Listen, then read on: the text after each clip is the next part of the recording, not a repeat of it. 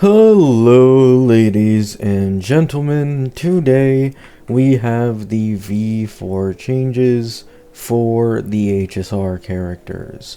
Now, all three characters receive changes, though Gilga did receive the most, for better or for worse, depending on who you are. Right.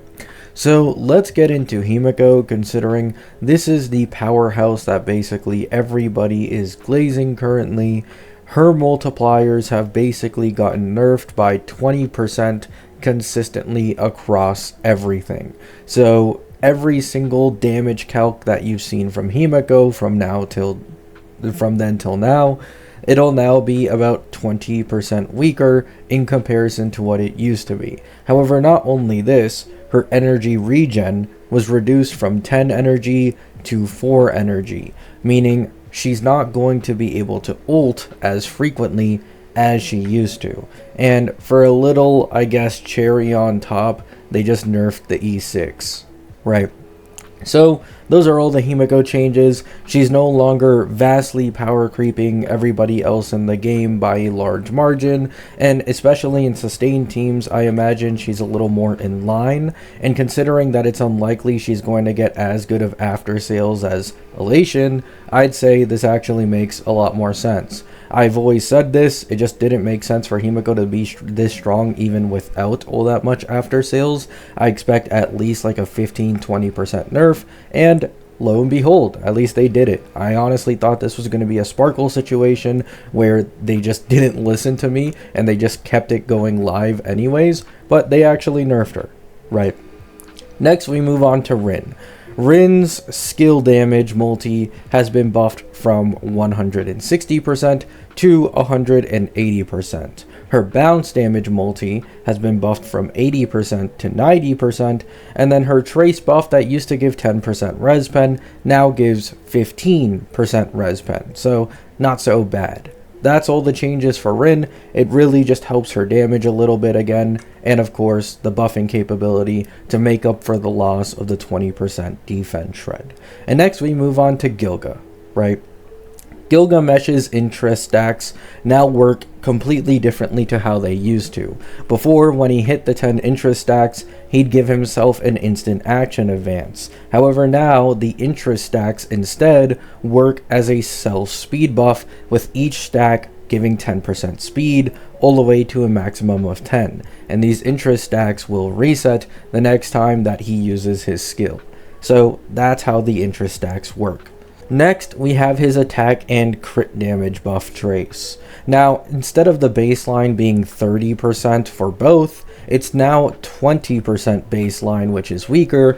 However, the maximum that you can cap out this buff is now noticeably higher than before, at a maximum of 100%, in comparison to the old 60%.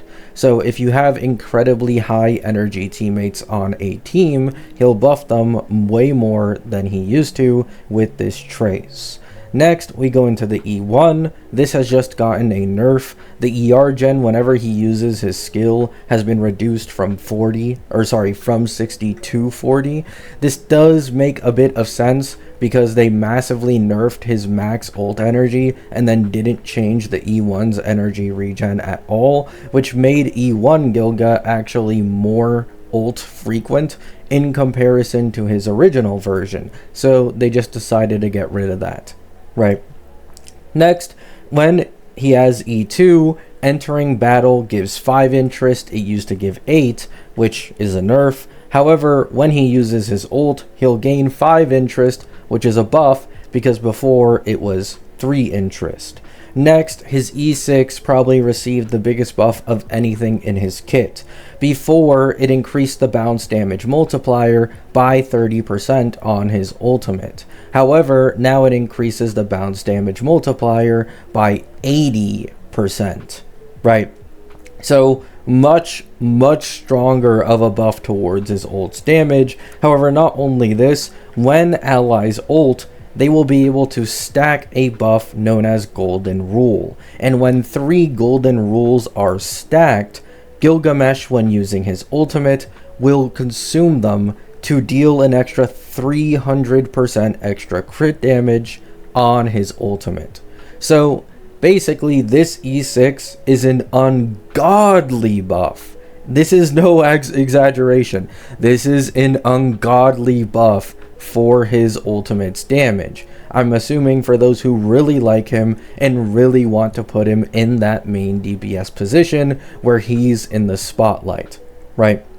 So those are the entirety of the V4 changes. The whole TLDR is that Himeko got nerfed by 20% across the board. Her ER gen got reduced, I am assuming, to get rid of the infinite ult loop shenanigans that she used to have, and her E6 slightly got nerfed because it was a little too strong.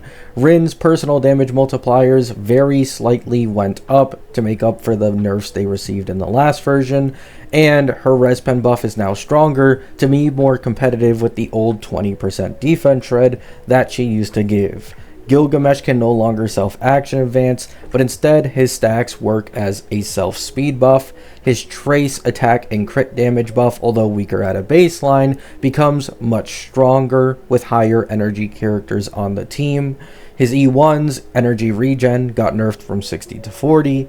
His E2 now gives more interest when ulting but less when entering battle, and his E6's ultimate multiplier has become even more ungodly than it was before, with an even more ungodly massive crit damage buff that I imagine would allow him to do tens of millions of damage per ultimate at this investment level. Right.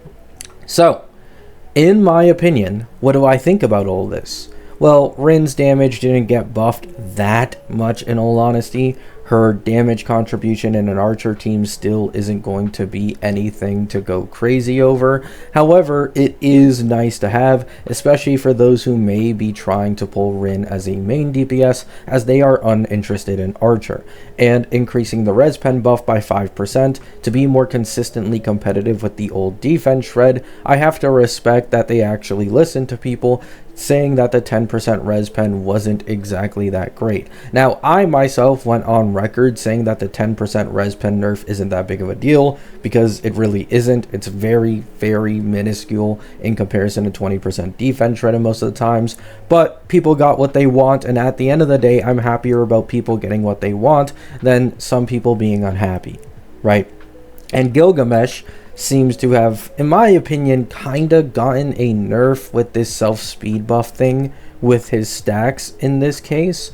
However, with higher energy characters and his Eidolon investment, he does seem a little bit stronger, and then at E6 he seems noticeably stronger. So for the vertical investors that go crazy over Gilga planning to get his E6, I think this is definitely a win over anything else.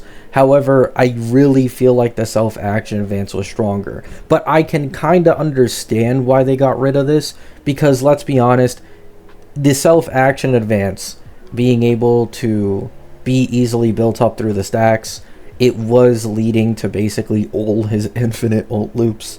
So they had to change it somehow, I guess, right? I've already made a video about it, I think, or like a community post about it. They're doing this to themselves by constantly doing the power creep and, oh, this teammate generates resources for this teammate and now everybody does it. This is what leads to infinite ult loops, and it leaves them in much more of a pickle in trying to fix them. It makes it much harder over time. This is just the fix they decided to go towards, which I honestly can't blame them, right? Let me know what you guys think down in the comments. No, Himeko isn't bricked. She's still one of the strongest teams in the entirety of the game, and also one of the few, if not the only, who can get it with a pretty cheap-ass team. So don't doom post Himeko. She's still incredibly strong. Rin's still incredibly good for Archer. I mean, she only received buffs this time around. Gilga's probably the only one who got a nerf at baseline, but he's definitely stronger with his vertical investment. Love you all. Hope you all have a great day. Hope you all have a great night. Peace out.